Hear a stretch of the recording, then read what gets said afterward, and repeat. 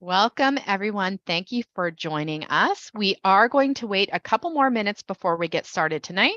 We have about 30 people joining us, so I'd like to give some time for them to join in.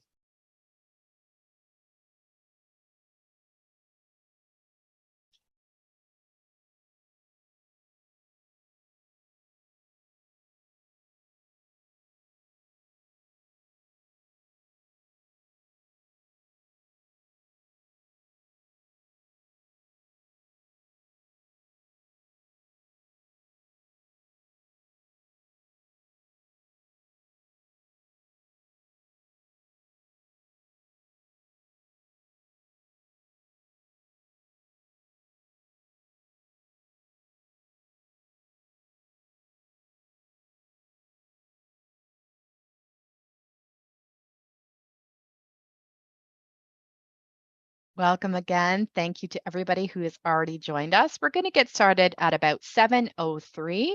So thank you very much. We'll be getting started soon.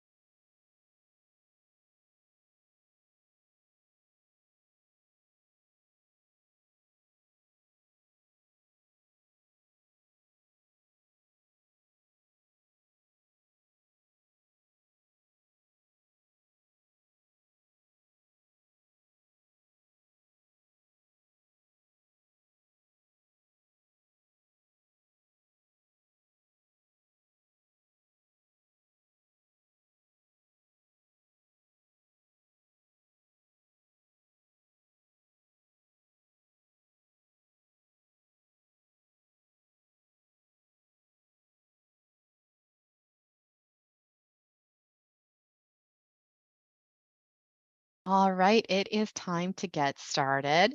Welcome, and thank you for taking the time to join the City of Kingston's introductory engagement session for the Westbrook Park expansion and Creekside Valley Park projects. My name is Nancy Knight, and I'm a communications officer from the City of Kingston, and I will be moderating tonight's session. Behind the scenes tonight, we also have Heather Brown, who will be acting as our technical producer this evening. Before we get started tonight and we introduce our panel, I do have a couple of housekeeping items to share. So first off, this session is live streamed to YouTube and recorded. So to protect your privacy, all participants have their video turned off and have been muted, and the chat functionality in Zoom is turned off.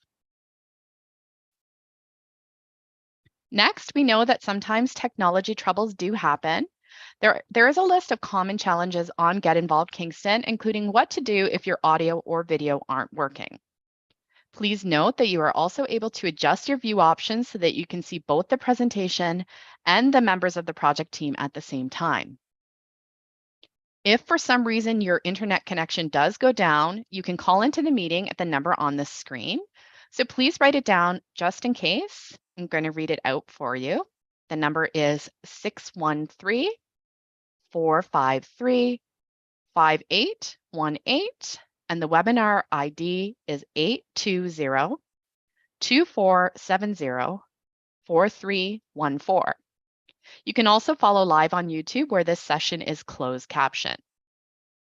We will do our best to help you with technical problems, but sometimes the easiest way to resolve issues is to log out of Zoom and rejoin the meeting. And you can do that using the link you received in the registration confirmation email that you used to join tonight. Today, we are going to provide a question and answer period following the presentation. If you do have a question at any point during the presentation, you can use the Q&A feature, but I will hold your question until we reach that question period. The Q&A feature can be found on the bar across the bottom of the screen. To ask a question, simply type into that question area. You're also welcome to raise your hand to speak and ask a question during the Q&A. To do this, please use the raise hand function that can be found by following these steps. Click on the Q&A, a pop-up will appear. There will be multiple options. Choose raise hand. I'm going to be monitoring for this, and I will acknowledge you and then ask you to turn on your microphone so you can ask a question or make a comment. If you're calling in tonight and would like to raise your hand, press *9. So on your screen now, you should see our guidelines for participation. If you have joined us before for an engagement session, they might look familiar to you. These guidelines for participation were developed as part of the city's public engagement framework, and they're really to make sure that we can all join together, be respectful, and open to ideas. So I'm going to leave this on the screen for about 30 seconds so you have the opportunity to read them. If there are any concerns about the guidelines to participation, please let me know by using the raise hand function.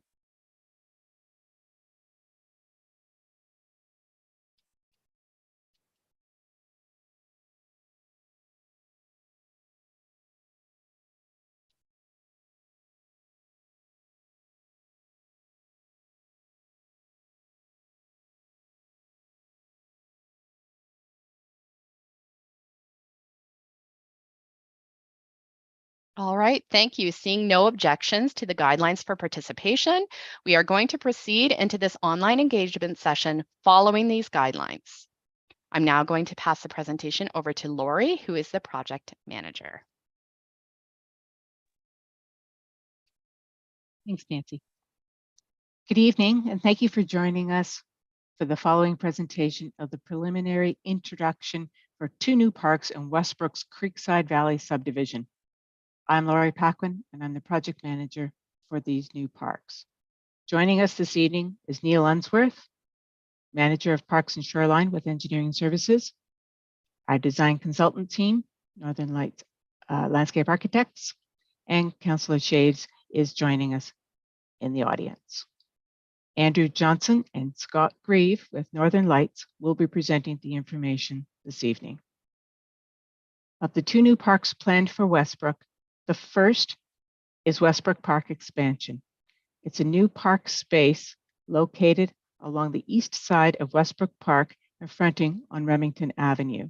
It is comprised of an existing woodlot with an open area to the north that provides clear sightlines between Remington Avenue and Westbrook Park.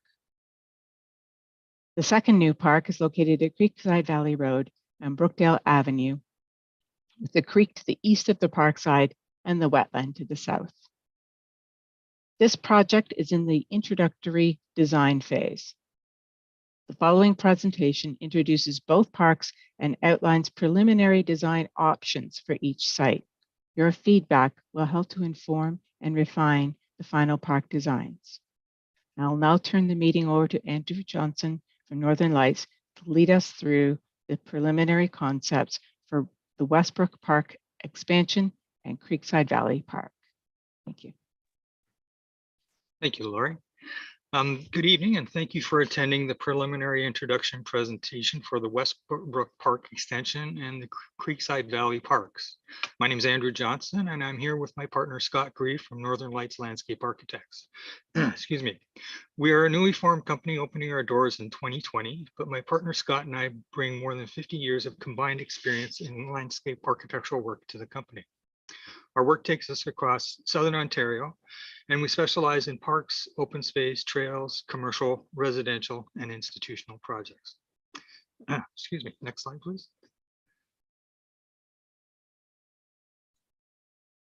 Sorry. Today we'll be discussing 2 park proposals in the Westbrook neighborhood area in the west end of Kingston. The first park concept, Westbrook Expansion Park, is located on Remington Avenue, adjacent to the northeast corner of the existing Westbrook Park, and includes a deciduous treed woodlot to the south. The second, Creekside Valley Park, is located east of the intersection of Brookdale Avenue and Creekside Valley Drive, and is also situated adjacent to Collins Creek Valley. The two parks will be tendered and constructed as one project starting in the spring of 2024 with a budget of $750,000. The Westbrook Community Park is an existing park with play equipment at the end of its life cycle. This project proposes to replace the equipment in a new location that is away from the ball diamond and more accessible to the public from Remington Avenue. In the first image, you can see the overall Westbrook Park area and the context of the existing playground, which is situated in the southeast corner of the park adjacent to the ball diamond, which the diamond is hidden by the existing playground label in that image. The upper middle image shows the existing play equipment, which, as mentioned earlier, is at the end of its life cycle and at least 25 years old. The lower middle image is a view from the new playground area to the west towards the existing Westbrook Park. The very right aerial image identifies the location of the existing play components. And as you can see, the play structure and swings are in separate pods and fairly far apart. The proposed playground arrangement will bring these play elements together in a more cohesive configuration. The Creekside Valley Park is a new park to be constructed on lands acquired through the subdivision development. The site is situated adjacent to Collins Creek Valley and is currently being prepared by the developer in advance of park construction. The top left image, number 1 of the existing site, is looking eastward along the existing embankment towards Collins Creek Valley. The bottom image, number 2, is looking from the interior of the site towards the northwest. And the top right image depicts the park in context with the adjacent neighborhood and the Collins Creek Valley. The playground is proposed to be located in the north of the existing woodlot on Remington Avenue and east of the existing Westbrook Park. We've prepared 2 options for the layout and programming of the park playgrounds. These 2 layouts, which we'll see in the next couple of slides, will show 2 park playground configurations. Following that, we will show 2 options for the playground elements, which we can fit into either of the playground footprints. The Westbrook Park also has other elements which will be included: a granular surface trail through the woodlot connecting the park to Remington and aligned with the trail connection to the east side of Remington. A bench seating will be provided adjacent to the playground for parents to sit while their children are playing, and planting will be provided throughout the site. Additional potential park elements identified through the development of the program includes a trail link from the play area to Woodfield Crescent, a realignment and improvement of the existing parking lot, including identifying an accessible parking stall, and trail connections from the play area to the northwest of the park, connecting to Layton Avenue, adjacent to the existing stormwater pond.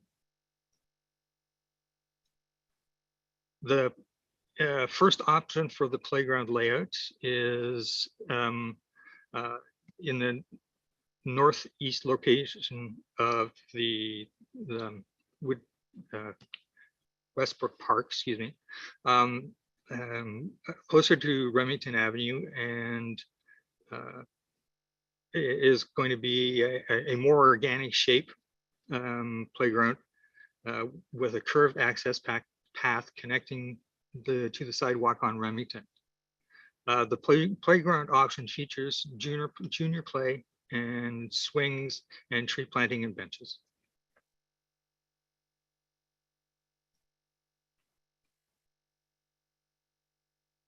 The second option for the Westbrook play area provides a rectangular playground adjacent a linear access path connecting to the sidewalk on Remington.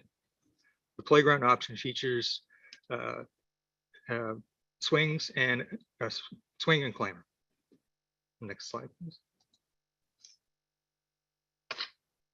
One of the options for the play structure includes a double scoop slide, which provides for exercise and competition, and racing.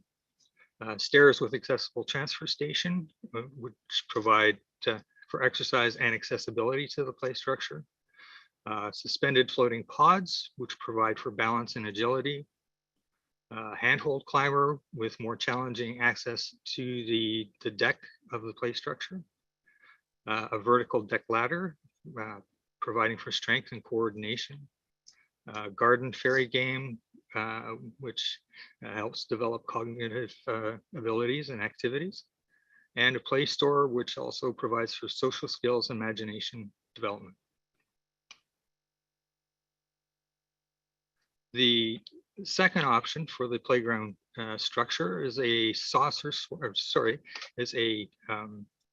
a rope climber that provides for active play and also for social activities with children playing on it.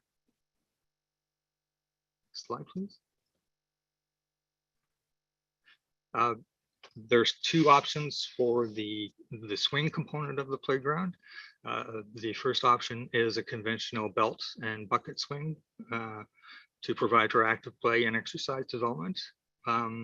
The second option, the saucer swing, provides the same skills, as the conventional swing, along with aiding in the development of social skills through potential of shared use of the saucer.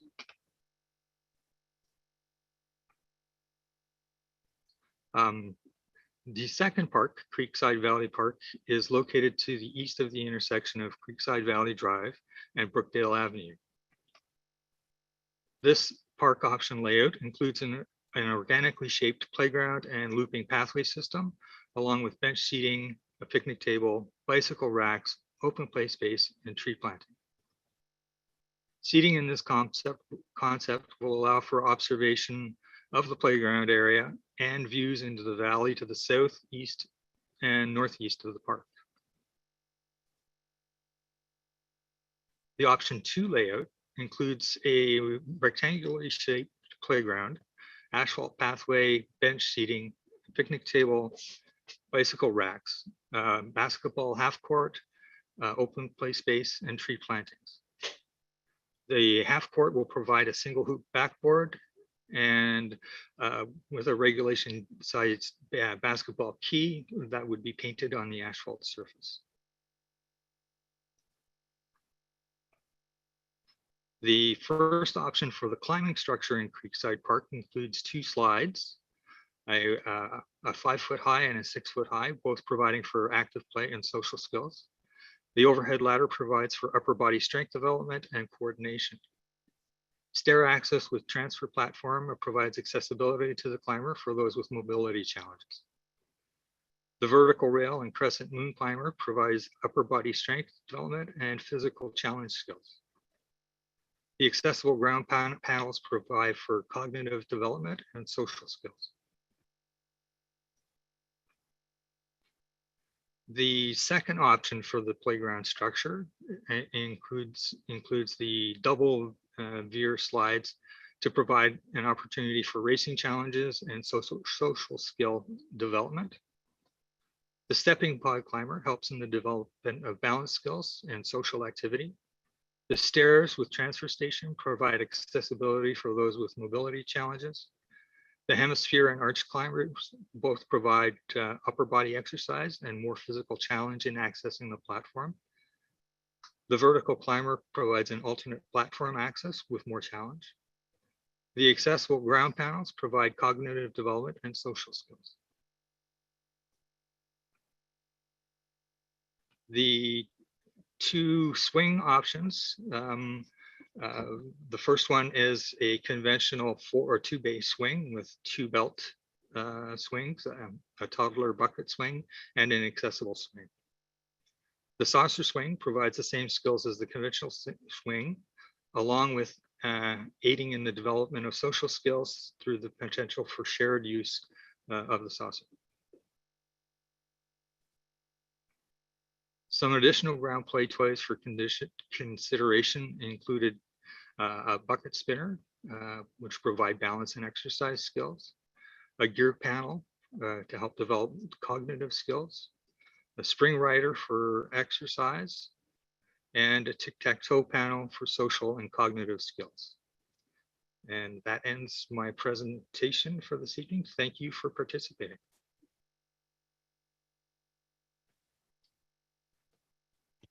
Thank you, Andrew, for your presentation. We are going to move into our question and answer period. So I'm going to invite our panel to go ahead and turn on your cameras, and we will start taking questions. To join the conversation, you're welcome to add those questions into our Q&A. I will read those questions out loud for our team to answer. And of course, you're also welcome to raise your hand. I'm going to be watching for this, and I'll acknowledge you and let you know when it's time for you to unmute and ask your question. I also wanted to note that if we don't get to all of the questions tonight for some reason, please know that all questions will be answered on our Get Involved Kingston project page. There will also be an opportunity for you to complete an online survey before May 12th to share any additional comments or feedback you might have. This survey will also be posted on that project page. So we are ready to get started. Please go ahead and send us your questions.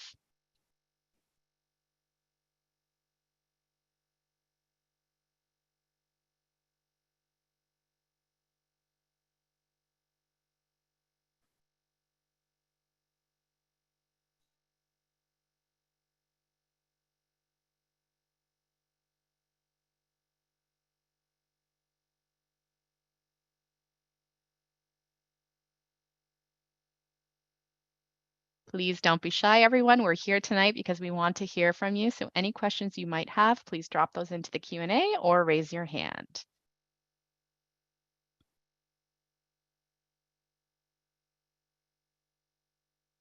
Great. I do see a couple questions coming in here now. So the first question is from Mike and Heather. Andrew, this one will be for you. What will the existing ball diamond and soccer field end up being? Will there be any changes? Hi, Nancy. There are no proposed changes for the existing ball diamond or soccer field. I know there was discussion earlier about possibly realigning the goalpost in the soccer field, but I think that would be the extent works for those two playing areas. Thanks, Andrew. I do have a question in the chat here from Mike. They have asked, how do we notify you of our preferences for the parks? Lori, can you take that one? Certainly, I can do that.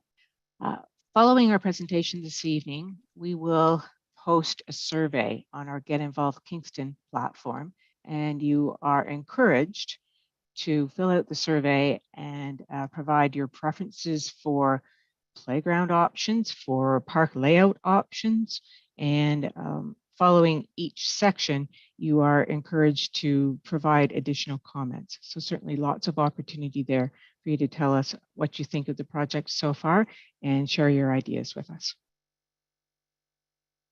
Thanks, Lori. I have another couple that are coming your way here. The first one is from Jamie. Jamie has asked, has there been any consideration for a splash pad in the Westbrook expansion? Hi, Jamie, and thank you for that question. No, we have not considered a splash pad for either of these sites as they are both neighborhood parks. Splash pads are typically assigned to larger parks, community parks, and that is managed, Council has approved through the Parks and Rec Master Plan the future locations for splash pads within the city. So you are more than welcome to review the Parks and Rec Master Plan. There is a location on the city's website, and that can certainly provide more information. Thank you, Lori. And the next question here is from Nanor. Please, I apologize if I have mispronounced your name. You're welcome to also unmute and pronounce it correctly. It's very important to us that we get it right. The question here is, I was wondering if there is any plans for a tennis court. Lori, can you take that? I certainly can. Hi, Nanor. And I will give you a very similar answer to the one I just gave. Tennis courts and pickleball courts are typically assigned to larger parks, again, community parks rather than neighborhood parks. Most recently, we've completed the design work, or in the process of completing the design work for the Cat Woods Community Park. And you are more than welcome to look that one up online, where we do include tennis courts and a splash pad. Thank you, Lori. The next question here is from Michael L. What material will be used under the play structure? And are there any plans for shade coverage at either park? Andrew, can you take this one? Yes, the safety surfacing under the play equipment in both parks will be what they call engineered wood fiber, to use a fancy term. Basically, they're a foot depth of wood chips. For having a shade, I presume you mean a shade structure. That is not part of the program for either park, but we are proposing strategically located trees to provide shade for seating areas and for the play pod itself.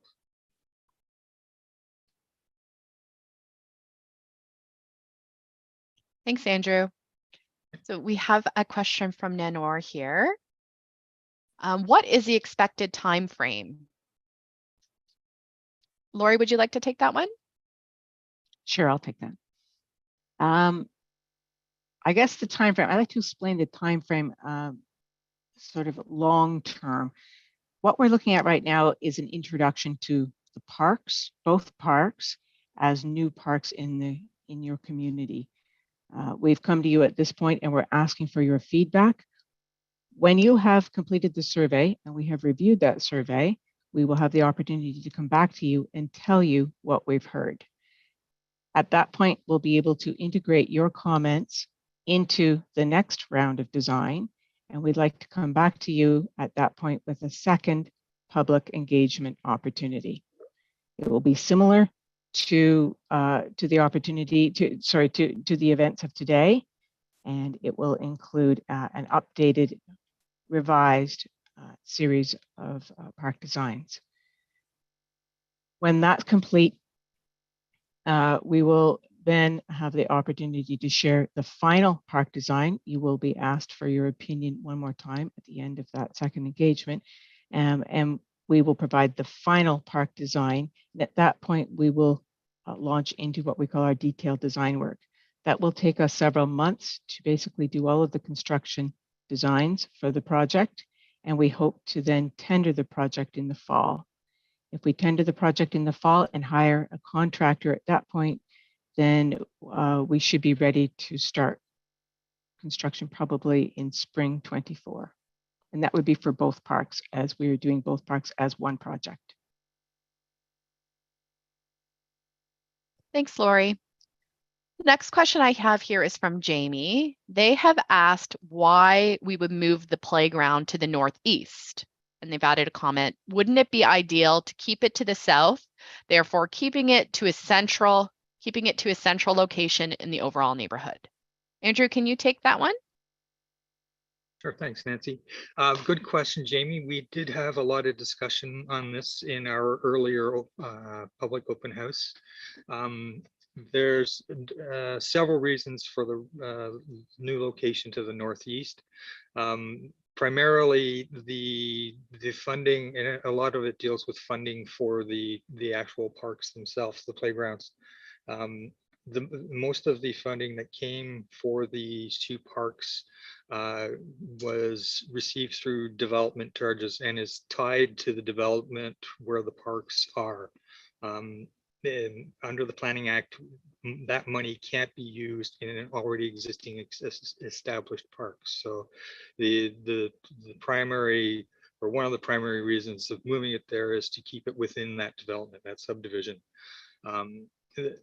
The other reason is it is good park design to have a park open to a street, so you have eyes on the park from a safety standpoint, and it also makes the park more accessible for people in the neighborhood. They can get to it.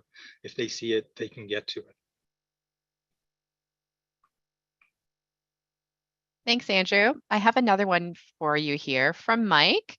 Mike has asked for Remington Park. What was the rationale for moving the current park play structure from its current location? My answer will be very similar to the previous one. The rationale is primarily the play equipment that's existing now in Westbrook Park is dated. It's at least 25 years old, if not older. I don't even know if there's safety issues with it, and it needs replacing. So by relocating it to the new park, we can access that money that is accessible through development charges to provide new playground equipment in the new parcel of land adjacent to Remington. Thanks, Andrew. The next question I have here is about accessibility, and I believe this is from Councillor Shaves. Thank you for joining us tonight. He has asked, how accessible will both of the parks be, including the ground material? Andrew, can you take that one? Yes, both parks will be fully accessible. From the street sidewalk to the actual play pods themselves will be an asphalt surface. And the safety material inside the play pod itself is that engineered wood fiber I mentioned before is also fully accessible. The playground components, structures themselves have accessible elements and are in conformance with all of the CSA standards.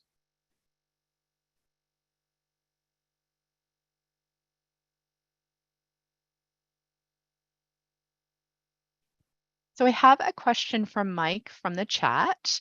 They have asked if there is a way to allocate funds for the parks to make Creekside Park larger if the Remington Park is more of a natural walkthrough to the soccer and baseball fields. Lori, would you like to take that one? Sorry, would you please repeat that? Absolutely. So is there a way to allocate funds for the parks to make Creekside Park larger if the Remington Park is more of a natural walkthrough to the soccer and baseball fields? I'm not entirely sure what the word larger means in this context. I mean, the footprint itself is set.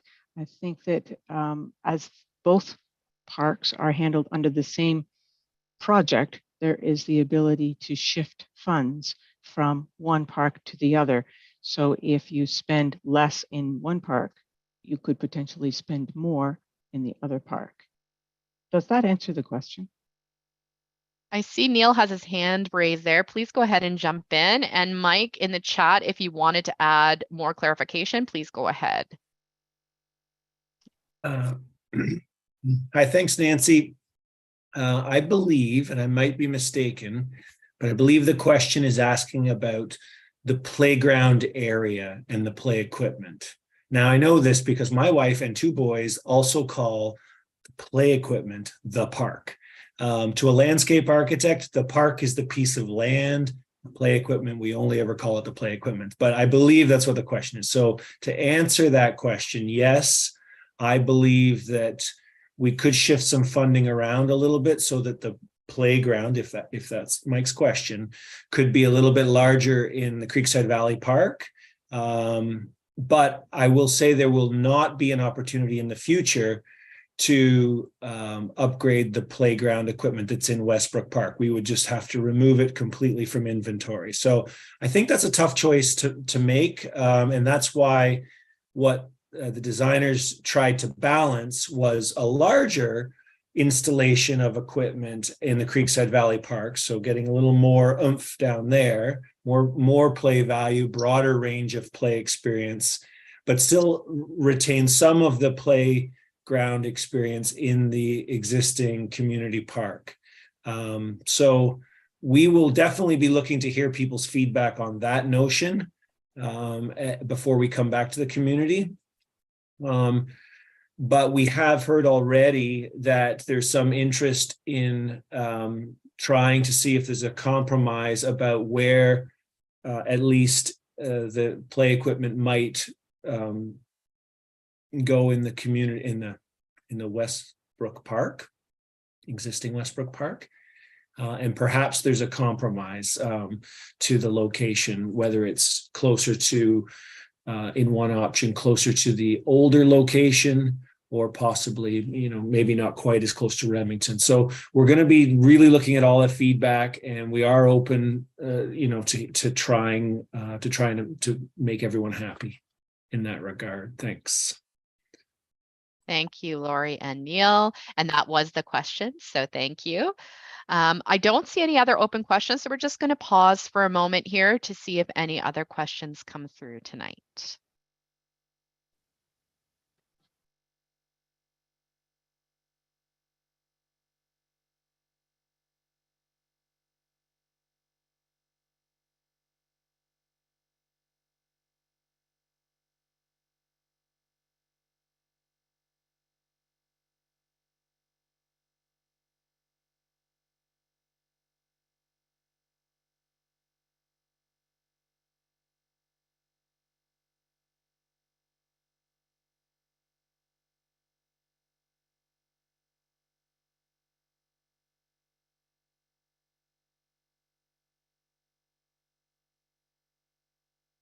All right, I'm not seeing any raised hands or any more open questions, so we are going to move on.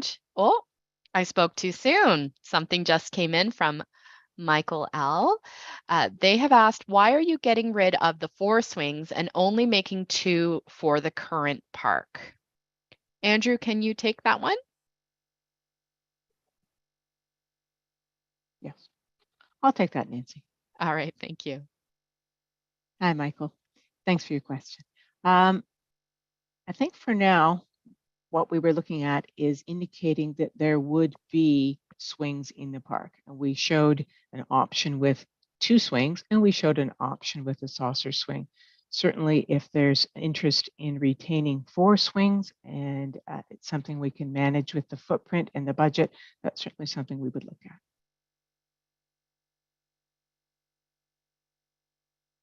Thanks, Lori. So we are going to go back and pause for a moment just in case you have thought of another question.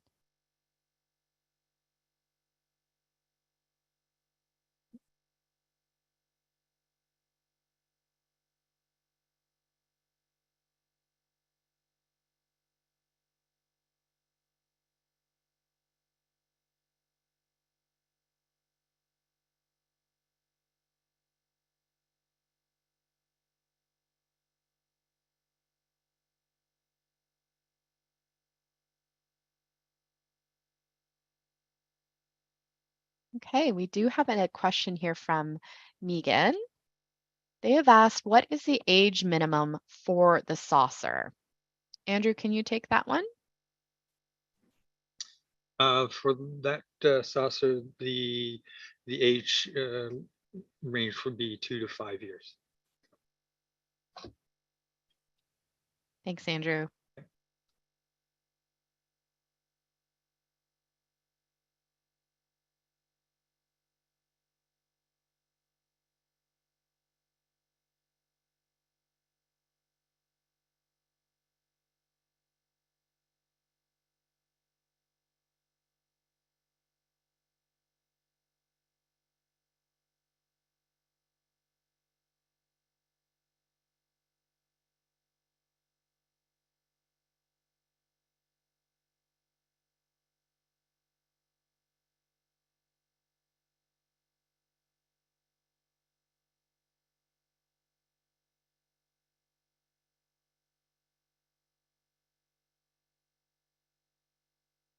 Okay, I am going to move us on to our last slide for the, I'm not going to move us on actually.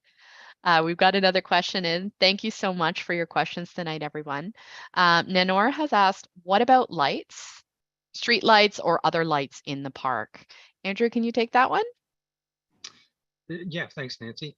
Good question, Nanor. No, there are no lights proposed for either park. Any light that would be, you know, I guess useful in the park would just be ambient light from the street lighting adjacent.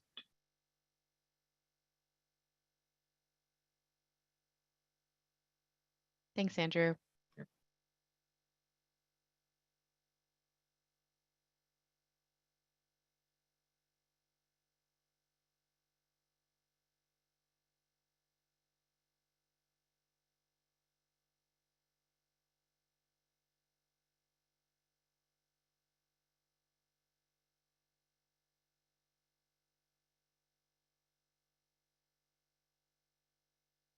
Just one comment came in response to the answer about lighting. Unfortunately, there is no lighting on Layton Street, but thank you for the explanation. I'll open that up to the panel if anybody wants to comment on that.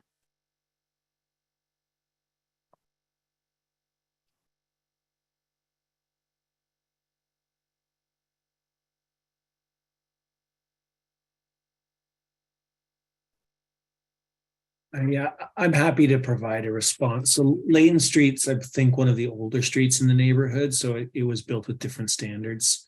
The newer streets, such as the one that's called, I think, called Creekside Valley Drive, that comes off of Princess Street, on which the main park frontage of the new neighborhood park will be located.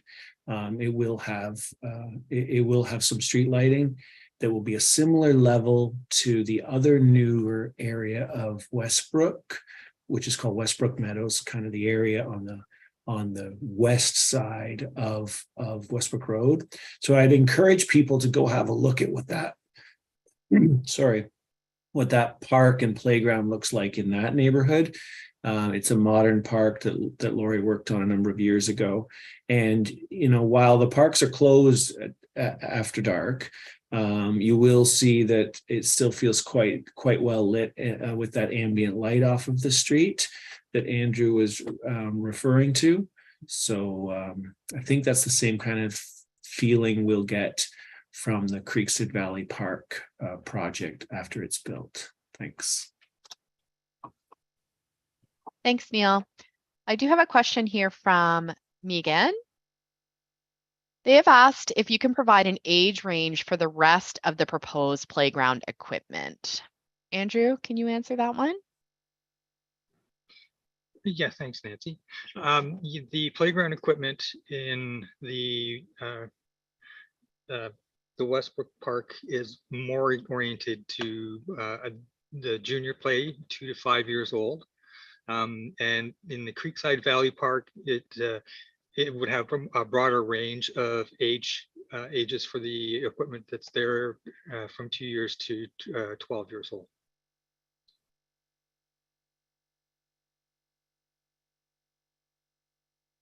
Thanks, Andrew.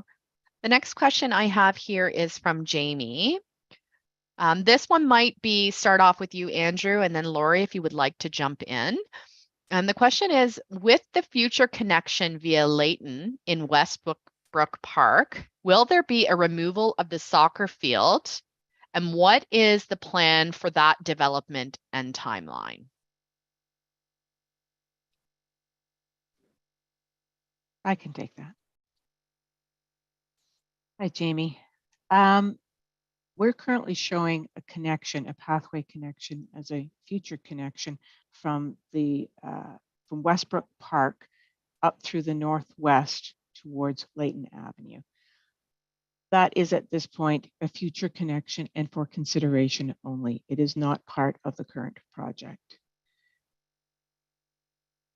The removal of the soccer field is not something that we have planned for. That's certainly not part of the current project either. Thanks, Lori.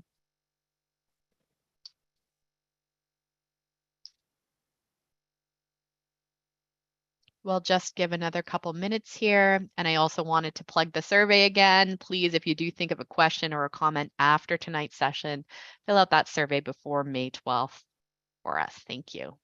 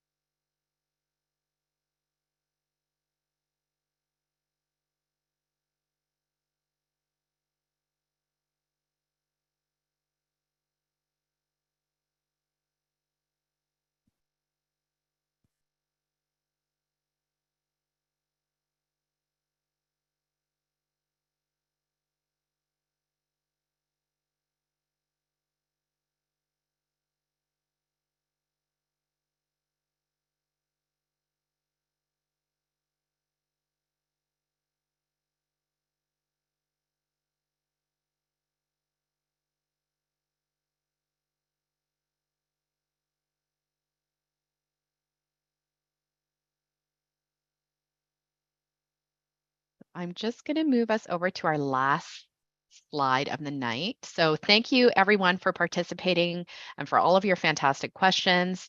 Before you sign off, we would like to ask you to complete a brief evaluation poll just to let us know how we did tonight. That has already launched on your screen. And while the poll is up, I just have a couple more notes to cover. The first, again, is that we invite you to visit Get Involved Kingston to add your comments to that online survey that will be available until May 12th at 4 p.m. In the chat, you will see that that link to the survey has been dropped there, so you're welcome to cut and paste or click that to go right over to that survey. The next is that the input from this engagement session and the survey will be shared on that same Get Involved Kingston project page. If you have signed up to receive updates about this project, you are going to be notified when it is live on the site. If you haven't signed up to receive notifications, please reach out to Lori to ask to be added to that project list. If you're part of the project list, you will also be notified of other engagement opportunities that will be available for this project. Lori's email is available in the chat as well. So thank you again, everyone, for taking the time to join us tonight.